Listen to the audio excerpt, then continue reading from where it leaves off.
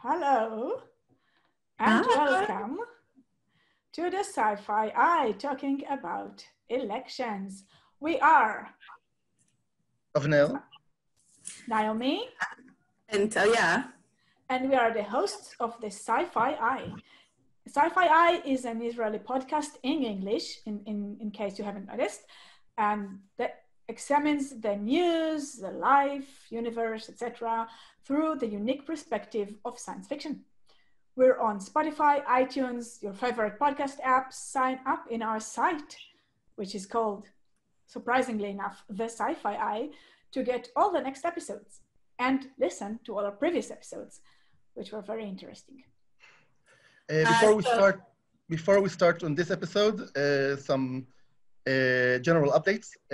We want to tell you that if at any point during this recording you have any question for us, you can ask it. There's this question thingy underneath our video where you can ask a question. It will get to our trusted producer, and he will be able to let us know towards the end of the episode.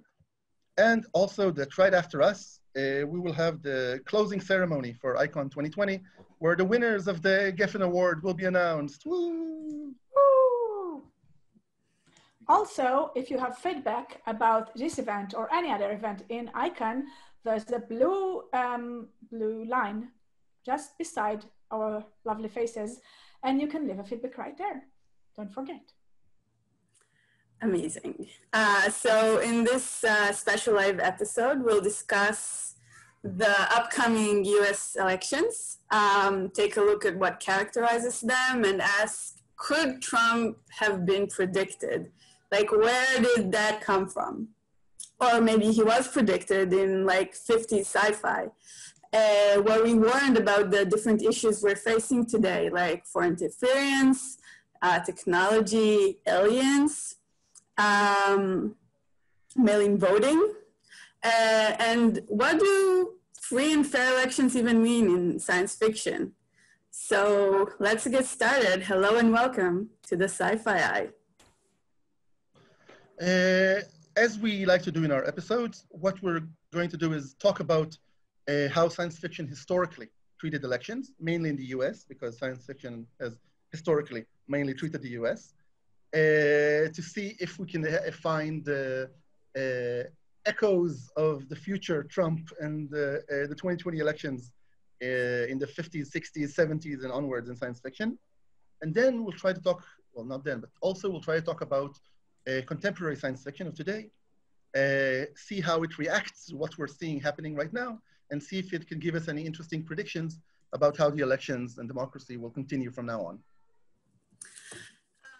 So let's start talking a little bit about what the elections today are actually like. We have a strong social media that's affecting the elections. We have a global presence of populist leaders, which is not just American, it's something we see all over the world. Even here. Sorry? Even here. Yep. A lack of trust in governments and everything, I mean, which is also a global or Western trend. In Israel, you can see it that in the last couple of weeks even, you can see a spike in a lack of trust in the government, for instance.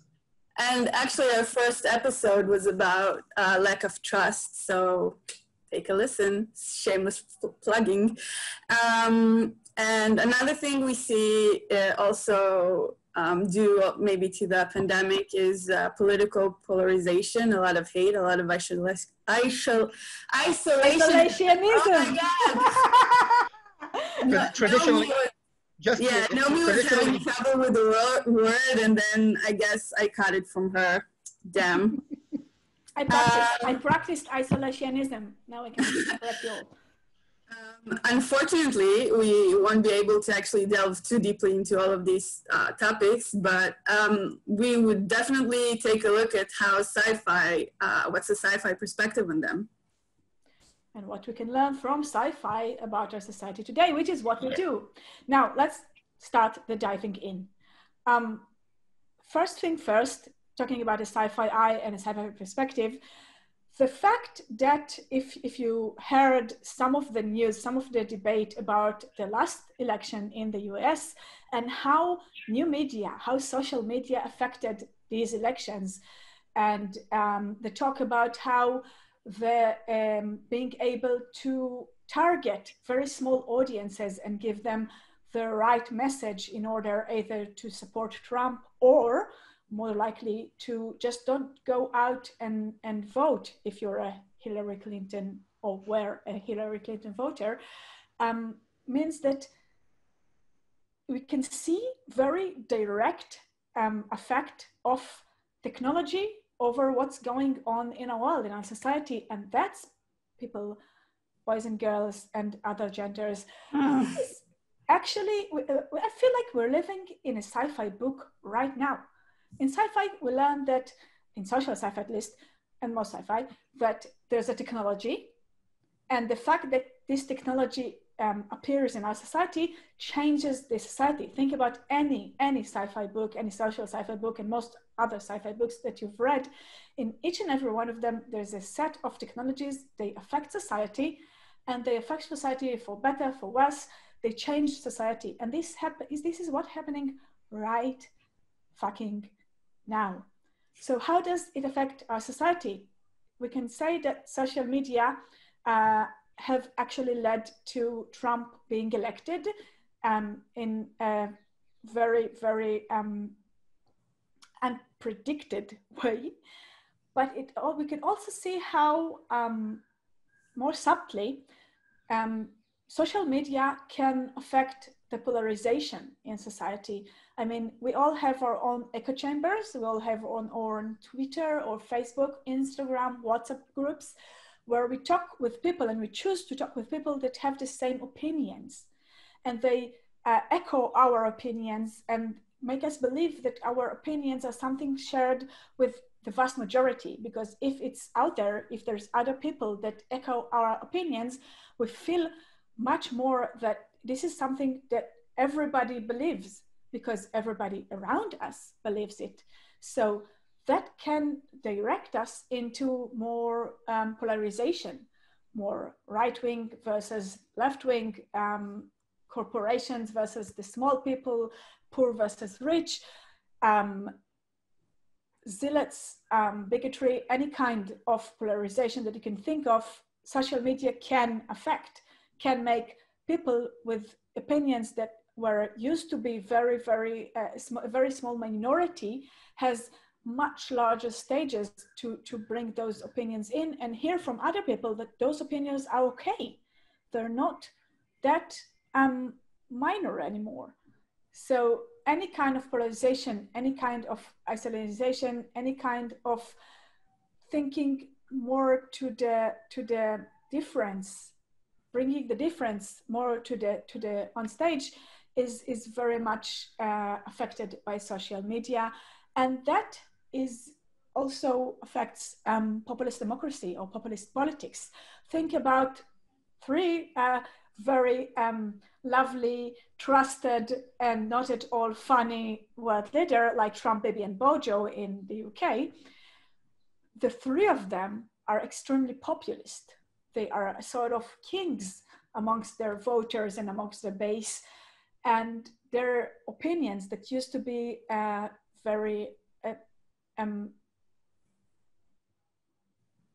problematic in the eyes of a lot of people are now going more and more to being more central.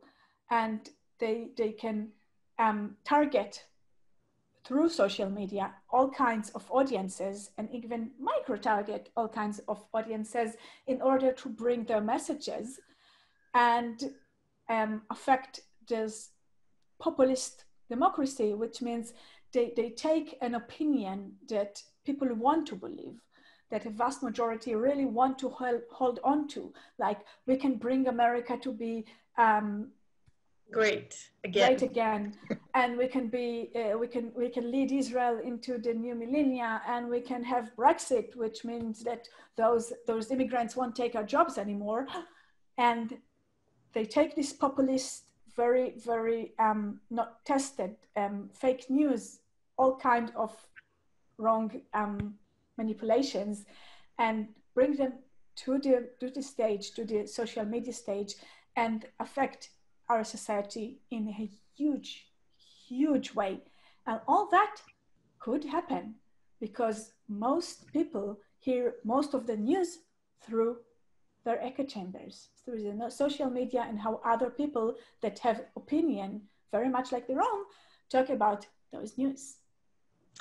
And actually, a foreshadowing of that is a book from the 1950s written by Frederick Paul and called Merchants of War, which, I mean, it doesn't obviously discuss social media, but it discusses how advertising engineers the consciousness of people into elections and creates a very corporate-centered government where it's actually private businesses that control the lives of and the decisions made by the states. And advertising is the most important field there, and it's used to delude people into thinking their lives have improved through the products. And I think it's a very interesting book, considering it's from the 1950s, and it discusses a lot of the things we actually see now through social media. In the 50s, advertising was really getting big. It was, as we've seen in Mad Men, the show, which takes place in the late 50s and the early 60s. It is a time where advertising really shaped the landscape, the social landscape, in the same way that social media does now. It really is a precursor in that sense. Yeah. And we can see that this book is very much about fear of advertising. It was written in a world that was changing because of advertising and promoting fear of advertising. Now, in the years between the 50s and now, fear of advertising kind of went into the backstage because it's part of our lives, where it's everywhere. We're not afraid of it. But if we go again into last elections and the entire Cambridge Analytica subject, we can again go back to this fear of advertising and look at this book as something predictive even. If you know the Cambridge Analytica scandal, Cambridge Analytica was a UK-built company that abused the power of Facebook to collect a lot of personal information about people, about most Americans actually, and used this information that they collect about most Americans to micro-target those who might decide not to vote, those who would vote to Democrats and can be persuaded to decide not to vote. And they show them specific ads, micro-targeted ads to tiny audiences of tens of thousands of people, which is in the US tiny. And they use this information that they got to target specific neighborhoods, specific Black neighborhoods that has people that the demographics can tell you that they're interested in this or that. And they used it in order to weaken their support in Hillary Clinton. And finally, actually persuaded a lot of Democrats or weak supported Democrats not to vote. And it worked. Voting turnout that year was the lowest of the past 20 years in America. So we can talk a lot about Cambridge Analytica and what happened there, and was it Facebook's fault, was it Cambridge Analytica's fault, was it Trump's fault and his crew's fault? But the point is, they took the technology, they abused it, and they changed our world. If that's not a sci-fi book, really, I can't find another. It's writing itself. I'm not sure abused is the right term here, in the sense that the technology was used for the precise purpose it was created for, which was to be able to have information about people. Yes, but they used it in this point. They used it against the community guidelines of Facebook. And they actually told Facebook that they've removed the entire information that was unlawfully gained, which they didn't. Yeah, so but they abused it. There's a lot of, no, you're not allowed to do that. No, I'm sorry, I won't do that again. And it's a game where everyone knows, because this is the reason. Slap on the wrist and I mean, what I remember most when the Cambridge Analytica scandal broke was a book. Well, everything always comes back to books, right? Actually, a science fiction book from the 70s, from which I learned of a non-fiction book from the 70s, and from there of a man called Alvin Toffler. Alvin Toffler was a researcher and a futurologist in the 70s and 80s. In 1980, he released a book called The Third Wave, where he talked about a pattern changes that society is undergoing, where this is very high level, and also this is from the 80s, so a lot of the ideas have been refined since then. But generally speaking, the first wave of society was when everything was agricultural and specific, and you built the things for the person that needed them, and everything was custom made for one person. The second wave was the industrial society, where everything was mass produced, but also media was mass produced. And we're talking about the advertising in the 50s and in the space merchants and space merchants of war. Then you have advertising campaigns, advertising campaigns going out to millions, trying to affect millions, which is powerful. But then the third wave, of which he writes in 1980, is the post-industrial society, where manufacturing can be customized and tailor-made, individualized to a person. You can order a product that will be constructed and manufactured to your specifications, and you will get it now, even way before 3D printing. But Amazon.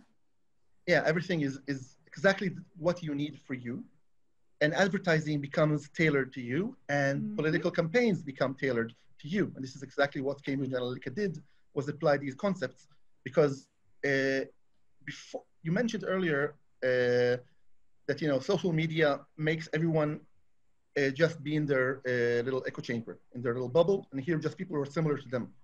In the 90s, this was considered the great thing about the internet, is that you can find people that are similar to you, even if they're not from around you, and you can create communities that aren't geographically based.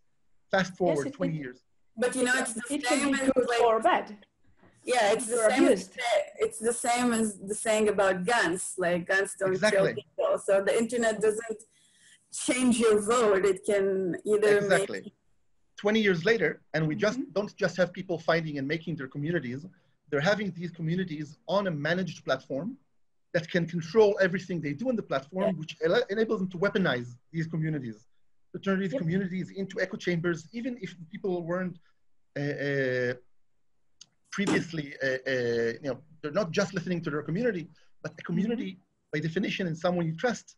And when you start limiting the visibility of things you see in your community, you're actually causing that community to become more insular.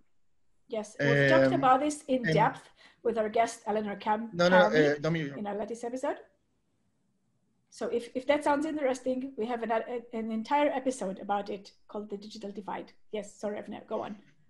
No, what I'm saying is that in politics, you have a term called retail politics. And if you haven't watched every episode of The West Wing 4 times like I have, the term means not just big advertising campaigns targeting everyone, but going out and shaking hands and answering people's questions, like what's going to happen to their cousin who farms. Having rallies. And at some point, retail politics became untenable. There are just way too many people in the world. Too many in the USA, too many in Israel.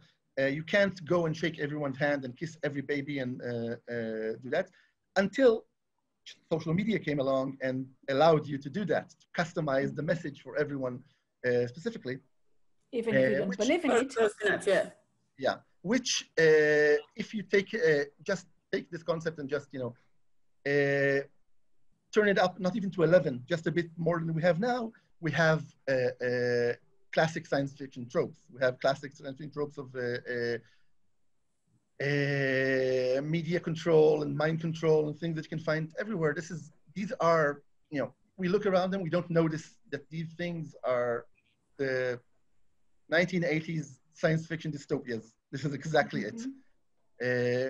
There's a classic, stupid but classic science fiction film from the 80s called They Live, which basically almost everyone in the world has been replaced by aliens, and the hero had a pair of sunglasses that allows him to see who is really human, who isn't, and he tries to get his friend to put him on, and he refuses because he already knows that the truth. He doesn't want to put on the glasses and see who's human and who's not, because they control the information and they have these subliminal messages like, buy this and go that and do that.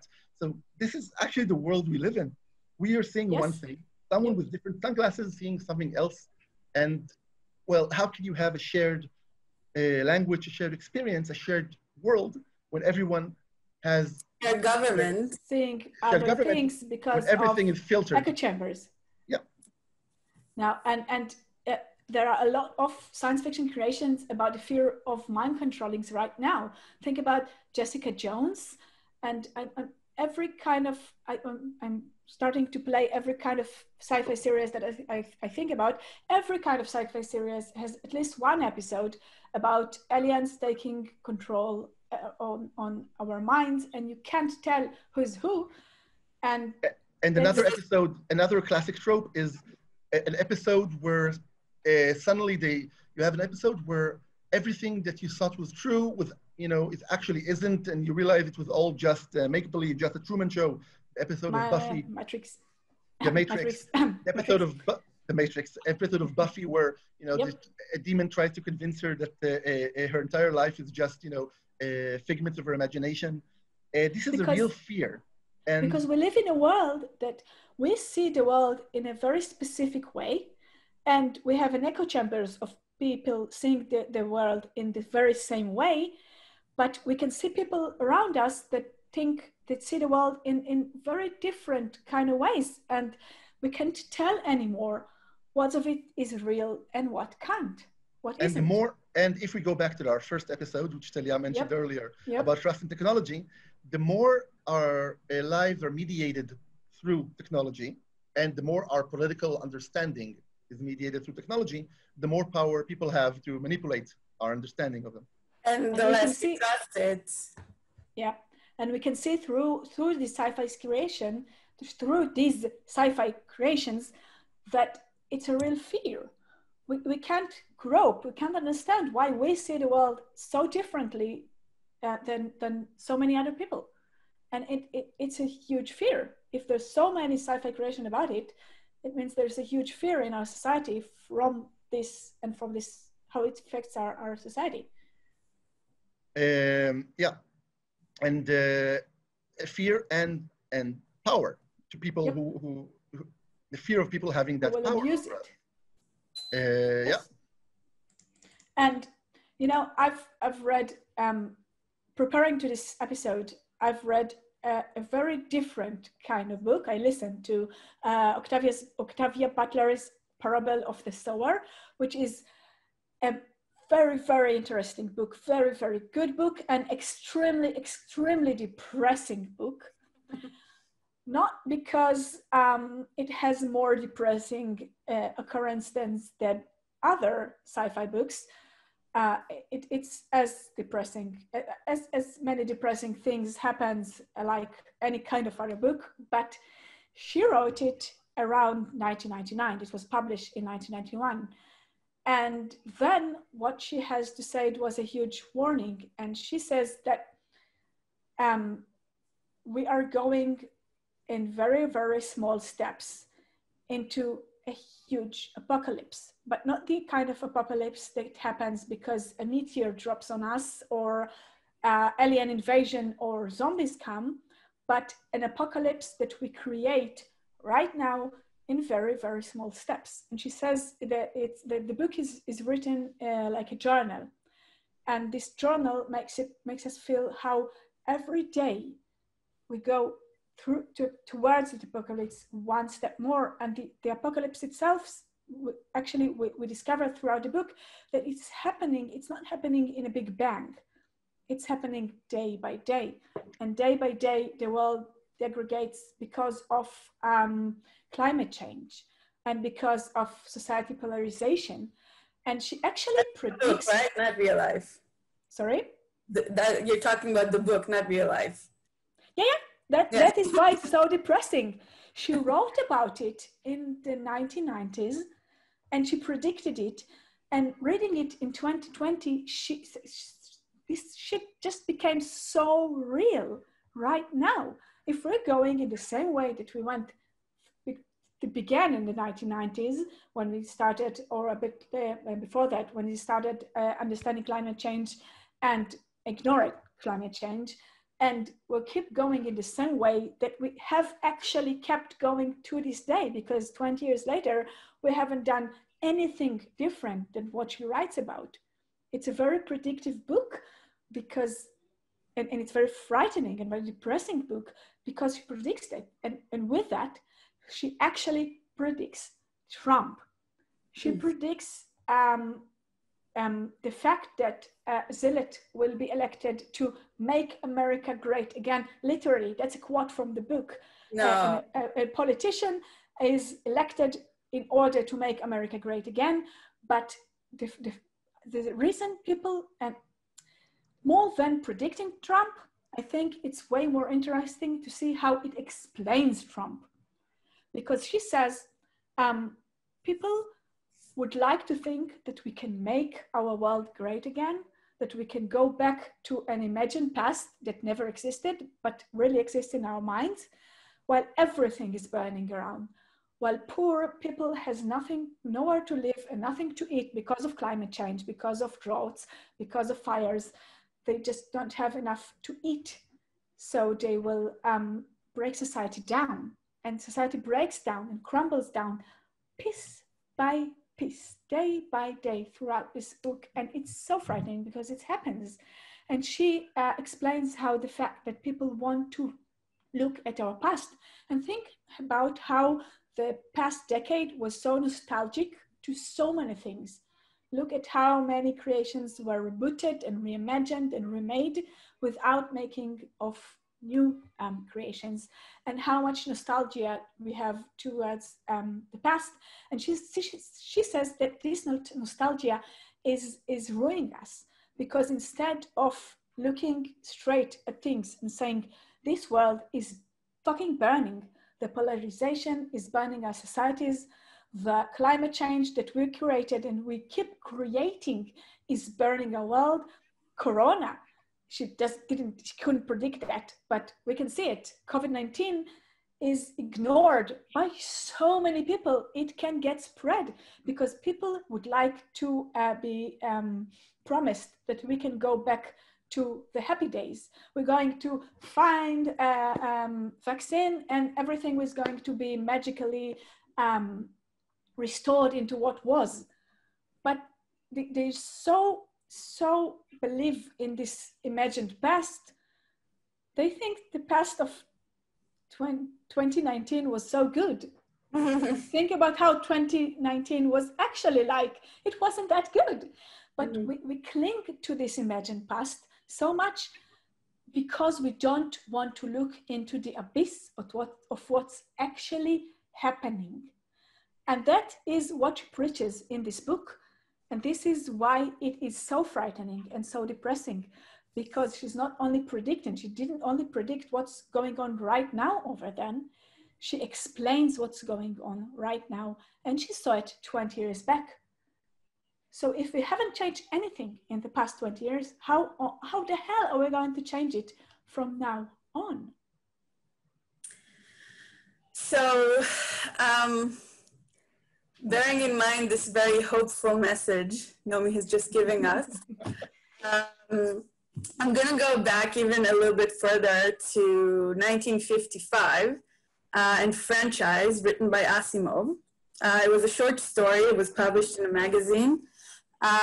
Really deep into the problems of the McCarthyism era, where I think a lot of people first, or a lot of Americans actually first, were like, maybe this like democracy election thing isn't working as well as we'd hoped. And I think that's in 1955, not. Yes. And I think this is the only story or work that we saw that actually like discusses the process of elections and like the whole mechanism behind it, which I found very interesting because sci-fi is meant to break down all the things we take for granted in society and like election. And I think we saw this also in our relationships episode where things that are considered like mainstream and like don't touch them, sci-fi doesn't actually always does the best job challenging them. And I think it's the same as with elections and the American system. So wait. You actually just said that in our argument in that episode, if science fiction really deals with everything or not, you actually said right now that I was right. Sorry. Go ahead.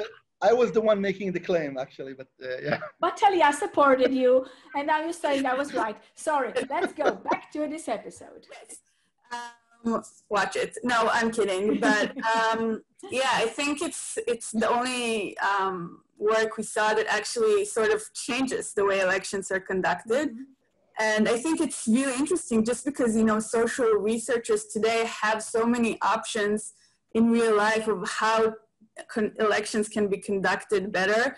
And even in this election, we mentioned this a little bit as one of the factors that characterizes this election. This is actually the first election where sort of the process is put into question, like with the mail-in voting, asking, is this really a legitimate way to conduct elections? And I mean, in the US, there are already states who do it regularly. It's the first time that it's on such a mass scale, and it serves the powers to challenge the assumption that mail-in voting is actually okay.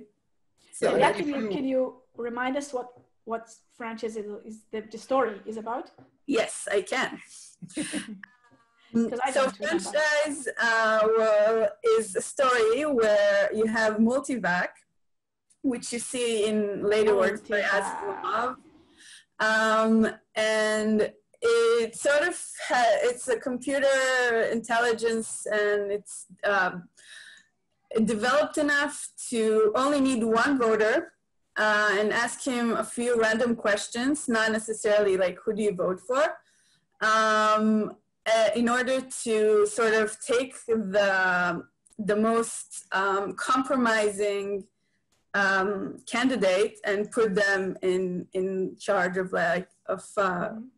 as president. So it's basically saying we don't need the voting system as it is right now. We need one person, and we need artificial intelligence which can compute and ask the right questions. Mm-hmm. It reminds me a bit of of the Frederick Paul book you mentioned earlier, where everyone's worried about because the advertisers can statistically find out what fits most people, and this is the same. You can just have a statistical average of all the population, which is just one person. Just one person. I keep telling people outside the science fiction that science fiction isn't really predictive. And we're kind of proving the other thing around right here. I think that's an interesting point also, because the elections discussed in franchise are the 2008 elections, where in real life a black man was elected, and I think Asimov would not have predicted that in ever, which I thought was funny. But also I think the other interesting point about this story is that the leading idea behind it is to create the lowest point denominator, to create compromise that works for everyone, which is so the opposite way that the world actually went. And it's just like a lot of trust in technology, which is also the opposite of the way the world actually went. And I don't know, I just, it's a good little story. It takes like 15 minutes to read, so I would recommend it. Yes, I think it's interesting that I think it's interesting that Asimov chose the ritual of elections here to focus on, because in real life he wasn't the biggest proponent of democracy.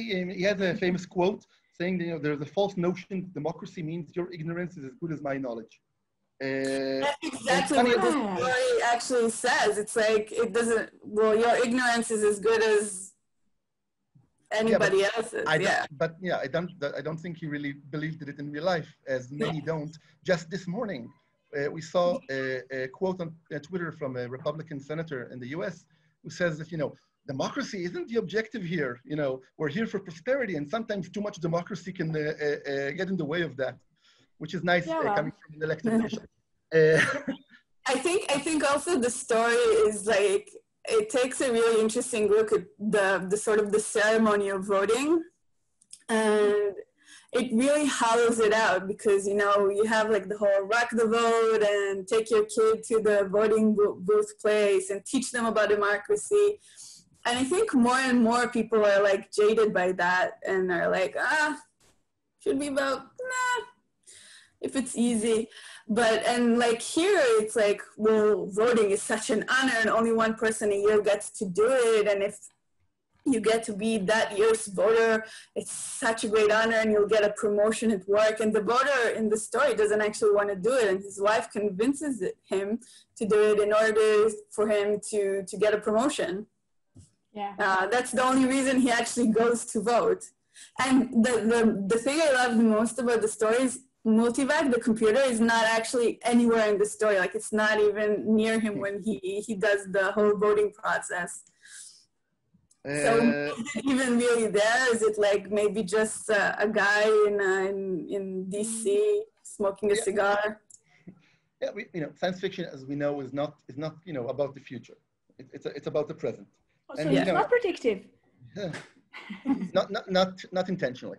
It's about the future. It's about when Asimov writes about a single human figurehead coming to give the computer the vote, and then the computer nods and says, "Yeah, good job," and now I'll go do what I want. It's because of this cultural fear of being replaced, of humanity being irrelevant. Not relevant in the loop. Fast forward 20 years, you look at political science fiction, and I think Asimov chose elections for this. I mean, in other stories, he chose other aspects of life. He chose elections because elections are such a big deal in American politics. Because we have the vote, we bring democracy to the world. It's like a representative of American society. Mm-hmm. So he use elections when you want to talk about society as a political organ, as a political organization. 20 years later, you have a book like The Shockwave Rider by John Brunner from 1975, which was directly influenced by Alvin Toffler and the Third Wave, which I mentioned earlier, where, the 70s were different than the 50s. Really? Some would say.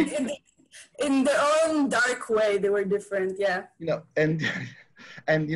If you've ever seen a Woody Allen movie from the 70s, you know that it's all about being neurotic and talking to your therapist about, whether you are a functional individual in society, and, learn that you have too many neuroses and psychoses to do that. So this was a big deal in the 70s. And in the Shockwave Rider, every society is broken down into individuals. No one cares about the United States. Everyone just cares about themselves. They move around. No one has a home, but everyone is worried about maintaining their lifestyle and finding the best psychological balance for themselves. And that also turns into a form of elections where you don't have, everyone is connected. So everyone votes all the time about everything.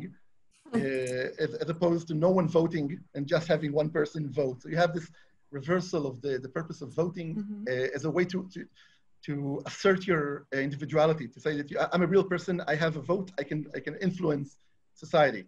Fast forward 20 years, 30 years, 40 years after that, God. In 2016, another novel by Malka Older called Infomocracy. Infomocracy is a very interesting novel, not in a predictive sense because it was written in 2016. So, it was written now, you can't predict now. But it talks about a future where the world was broken down into sentinels. Sentinels mean a country, a voting precinct of 100,000 people exactly, no matter, if it's a neighborhood, it's a neighborhood. If it's a whole island, it's a whole island. And they vote for their government. And they have their own, and every sentinel can vote for their own government. And you have, tens of thousands of sentinels, and you have basically corporations that try to run in elections, in this sentinel and that sentinel.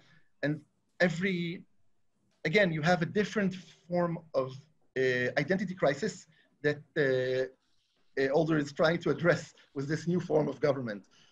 Before, if in the 50s you were worried that your vote doesn't count because machines would do it. In the 70s, you were worried your vote doesn't count because there are too many people and everyone is an individual. And in the 10s, the teens, whatever we are now, the fear is that, the country you don't care about the country anymore. It's a big structure containing many people that you don't know and don't care about. As we've said, social media makes you care only about the people that are like you. And This is about breaking down the democratic process. So you only vote for yourself, for your little island, your little piece of plot of land. So, sorry. Yeah, no. If we've went through the decades and what people feared about elections, why won't we try and look what people will fear about elections? Or what actually elections will look like in the future. Let's write our own sci-fi. Let's write our own sci-fi. Come on, let's do that. There's the how of voting. As you said, no one talks about how you vote. You go, you put a piece of paper or you push a button and you vote. And suddenly everyone's talking about mail-in voting. But, science fiction is always... Cyber voting. Yeah, and the next step is cyber voting and crypto voting, yeah. Yeah. Chips voting. And actually, the technology to vote, via your phone exists and has been existed for 20 years. The problem is not how to push the button. The problem is how to make it safe. So that might happen in the future. Science fiction can talk. Usually just assumes that works. Because no one ever cheated in the real elections. They're only going to as we said earlier, boxes of ballots. You can bring a box of ballots is 1,000 ballots. In a computer, you can put 10 million ballots with one click. And I think that's actually the easiest question of how. And I think the more interesting questions is who will be able to vote? Can cyborgs vote? Can clones vote? I think can cyborg vote is a huge question. I really wanted to talk, we don't have enough time, but I really, really wanted to talk about the Lunar Chronicles, but they don't have elections, they have a revolution. And in the Lunar Chronicles, the writer Marissa Mayer, not that Marissa Mayer, a completely different Marissa Mayer, writes about a world where there are cyborgs. They can have either replaced limbs like we can have these days, but they can also wire their brains and their eyes into the computers and see data and connected in them through the brains. And they are really feared from.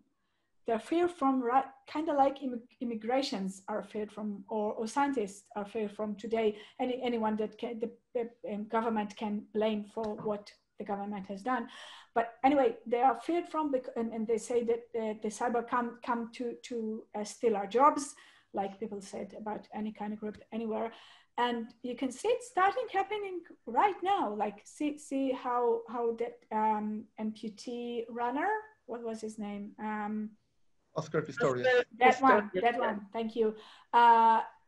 Wanted to run in the Real Olympics and not only in the Paralympics. Yeah, that's because people said that he has an unfair advantage because he runs on blades. And I think cyborgs are going to be feared from, and the question, can cyborgs vote, will be a huge one in the 2040 or 2060s elections. If we have the democratic assumption that, voting is a human right, a civil right, then the question of who can vote is a good way to address the age-old science fiction question. Who is human? Who is the other? Yep. Yeah. I think actually can AI vote? Yeah. Yep.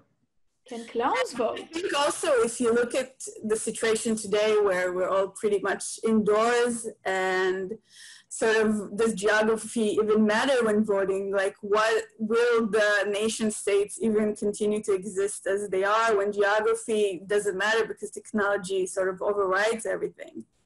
Why shouldn't I vote? And also, why do we even keep the game of representational democracy? Yeah. Why do we only vote for a leader to do things? Why not vote on every decision? Yeah. Because representational democracy is a compromise because we can't vote on everything. But if we just get pushed to our phone and we can vote, why not do that and just skip the middleman? Let's vote about lockdowns and have everybody decide if we could go into a lockdown or not. That will be great. Okay, Yay. We have a minute or two for questions, and we have a question from the audience. No, I'm sorry, we're out of time. We do not have a question for the audience. The question is no. I want to say something hopeful. Yes. Okay. We went through an entire episode. We went through an entire episode that was extremely depressing.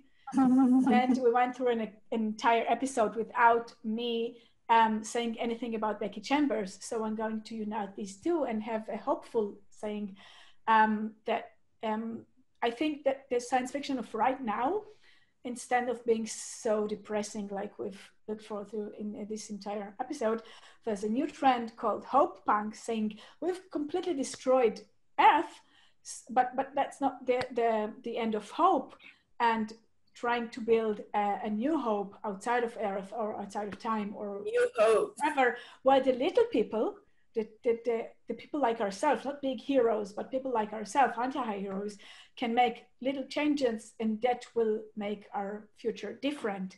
And I really want to hope in Hope Punk, and Becky Chambers does that. Did I mention Becky Chambers this episode? It's a running thing throughout our episodes. And so, if we're hoping again. Wrap it up, please. Sci-Fi we trust. Sci-Fi we trust. We should have had a signal. We should have put a signal. Yeah. In Sci-Fi we trust. In Sci-Fi we trust. I think we're off the air, right? We can Not answer say all goodbye. the questions.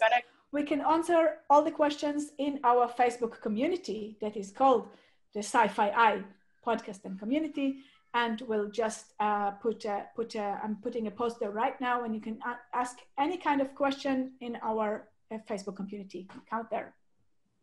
Thank you very much, and enjoy the rest of Icon. Thank you so much.